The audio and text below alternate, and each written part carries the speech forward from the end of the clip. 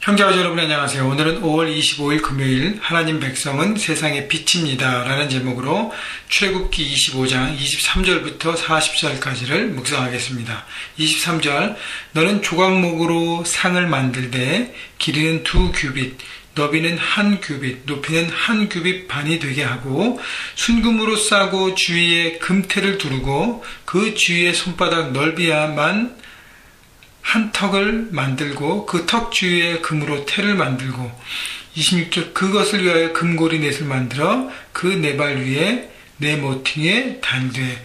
자, 성막의 여러 가지 기구들에 대해서 하나님께서 모세를 통해서 만들라고 하십니다. 이것이 모두 성막 안에서 이스라엘 백성들이 예배하고 하나님 앞에 제사하는 모든 의미 있는 과정들이 하나인 것이죠. 그래서 오늘 첫 번째로 나오는 것은 바로 그 떡상이라고 얘기합니다. 하나님의 그 진설병, 그 빵을 올려놓는, 떡을 올려놓는 그 떡상, 떡을 올려놓는 떡상을 만드는 것인데 조각목, 그 아카시아 나무로 만들고 거기에 금으로 싸라 그랬습니다. 자, 금테를 두르고 금으로 싸는 것은 참 귀하고 존귀함을 의미합니다. 그런데요, 26절, 27절, 28절을 보면 그것을 위해 금고리 넷을 만들어 그 네 발 위 네 모퉁이에 달되. 자, 금고리 고리를 네 모퉁이 발에 단 다음에 27절 턱 곁에 붙이라. 이는 상을 멜 채를 꿰 것이며 또 조각목으로 그 채를 만들고 금으로 싸라. 상을 이것으로 멜 것이니라. 자, 어저께 묵상한 법궤, 언약궤와 똑같이 이 떡상도 날을 쓰게 운반하기 좋게 고리를 만들고 거기에 긴 막대기로 금을 싼 막대기를 꽂아 놓으라 그랬습니다. 그래서 항상 이동하기 편하도록. 자, 이스라엘 백성들은 광야에서 계속 한 곳에 머물러 산 것이 아니라 계속 이동했습니다. 하나님께서 말씀하신 곳으로 계속 이동했다는 것이죠. 그래서 이동에 간편하고 움직일 수 있는 방법으로 하나님의 성막의 도구를 만들게 하십니다. 여러분, 어쩌면요 우리의 삶도 비슷해요. 우리는 이 땅에 나그네로 산다고 얘기합니다.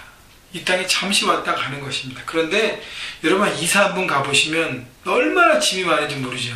여러분 꺼내보면 짐이 너무 많아요. 우리의 삶에 우리가 갖고 짊어지고 가는 짐이 너무 많다는 것입니다. 그래서요 여러분 삶에서 많은 짐들을 내려놓고 우리 삶에 연결되어 있는 모든 짐들을 잘 정리하셔야 돼요. 그래서 항상 이동하고 움직이고 헌신하기 편하도록. 그래서 삶을 간단하게 만들어야 합니다.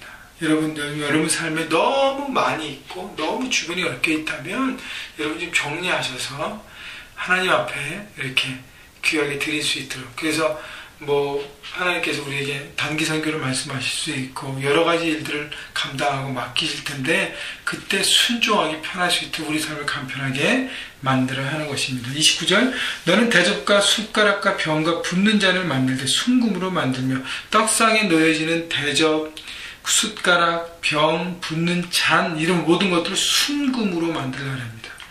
다시 얘기하면 떡상에 놓인 작은 도구들도 존귀하게 만드는 것이죠. 그래서 성막에 있는 모든 도구들이 크거나 작거나 어떤 모양이거나 어떤 용도를 쓰거나 다 존귀하고 귀함을 우리가 볼 수 있습니다. 그렇기 때문에 크고 작음에 관계없이 모든 기구들이 소중하게 만들어져야 되고요. 귀하게 쓰여지는 것입니다. 여러분, 우리도 하나님의 나라에 여러분 귀한 도구로 쓰여지는 인생인 것입니다. 그런데 어떨 때는 더 귀한 목적으로, 어떨 때는 귀하지 않은 목적으로 쓰여진다고 생각해서 불평하는 사람들이 있는데 여러분 성막의 기구들이 작은 것 큰 것이 다 존귀하게 만들어지듯이 우리도 하나님 앞에 다 하나님의 임재 앞에 존귀하게 쓰여지는 도구들입니다. 물론 사이즈가 큰 것이 있을 수 있고 자주 사용되는 것이 있을 수도 있지만 계속적으로 우리 하나님의 귀한 도구인 것을 여러분 깨달으시고요. 하나님 앞에 덜 귀하고 덜 중요하게 한 것이 없다는 것을 여러분 기억하시고 여러분 존귀한 하나님의 도구로 드려지는 삶이 되었으면 좋겠습니다. 30절 상위의 진설병은 두어 항상 내 앞에 있게 할지니라. 자, 진설병은 여기는 설명이 구체적이 안 나오는데 다른 성경에 보면 여러분 누룩 없는 무교병을 올려놓습니다. 그리고 매주 안식일 날 제사장이 그 진설병을 새로운 걸로 교체합니다. 왜냐하면 7일이면 다 망가지기 때문이죠.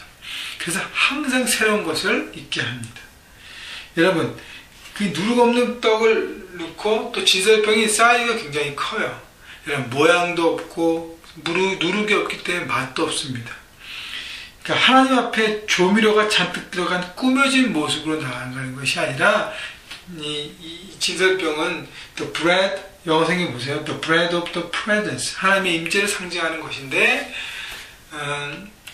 어떤 조미료가 뿌려지고 향료가 뿌려지는 어떤 꾸며진 모습이 아니라 하나님 앞에 누룩 없는 빵으로 그냥 큰 모습으로 그러니까 다듬어지지 않고 막 꾸며지지 않는 있는 모습 그대로 주님 앞에 나아가는 것이죠. 그것이 바로 예배라는 것입니다. 우리 하나님 앞에 나갈 때 여러분이 아무리 화려한 옷을 입고 멋진 화장을 하고 멋진 옷을 입고 멋지게 꾸미고 와도 여러분 마음의 중심은 하나님 앞에 다 보여지는 것이죠. 마음까지 꾸미면 안 된다는 것이에요. 그 마음은 그대로 주님 앞에 드리면서 주님의 임재를 구하고 하나님의 은혜를 구하는 겸손한 모습으로 어떻게 항상 날마다 서가는 것이 중요하다는 것이죠. 여러분, 매일 아침마다 큐티 묵상을 하면서 주님 앞에 가난한 마음으로, 상한 마음으로 나오십시오. 있는 모습 그대로 나오십시오. 주님의 은혜가 그 말씀 가운데 임하게 될 것입니다. 자, 31절부터 40절까지는 순금으로 만든 등잔대, 촛대를 얘기합니다. 31절, 너는 순금으로 등잔대를 쳐 만들되 그 밑판과 줄기와 잔과 꽃받침과 꽃을 한 덩어리로 연결하고, 등잔대를 만드는데 하나에 그러니까 피스 만들어서 이렇게 조각으로 만들어서 조립하는 것이 아니라 하나를 쳐서 순금을 쳐서 만들으라는 것이죠.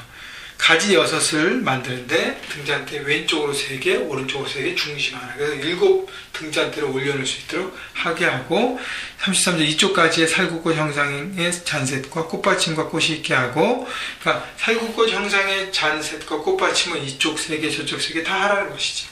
그리고 34절 등잔대 줄기에는 살구꽃 형상의 잔넷과 꽃받침과 꽃이 있게 하고, 자, 줄기에 그렇게 한다는 것이죠. 자, 그 다음에 같은 비슷한 얘기가 나오고 37절 등잔 7을 만들어 그 위에 두어 앞을 비추게 하며, 자, 등잔대의 목적은 거기에 기름을 붓고 어떻게 해요? 거기에 불을 켜서 빛을 비추게 하는 것입니다. 여러분, 성막은 텐트로 되어 있어서 그 안에는 캄캄해요. 근데 유일한 빛이 뭐예요? 바로 이 등잔대입니다. 등잔대가 유일하게 성막의 안에 빛을 비추게 하는 것입니다. 여러분, 하나님의 임재는 빛으로 임한다는 것을 우리에게 다시 보여주는 것이, 그 빛을 보면서 주님이 이곳 가운데 임재하시는구나. 어둠을 밝히는 빛, 생명의 빛인 것이죠. 바로 주님이 우리의 생명의 빛이 되심을 우리가 경험하는 것입니다. 38절 그 불집게와 불똥그릇도 순금으로 만드는데, 불집게와 불똥그릇 모든 것도 순금으로 다 성막의 기구들은 순금으로 만든다는 것은 다 존귀하다는 것이에요.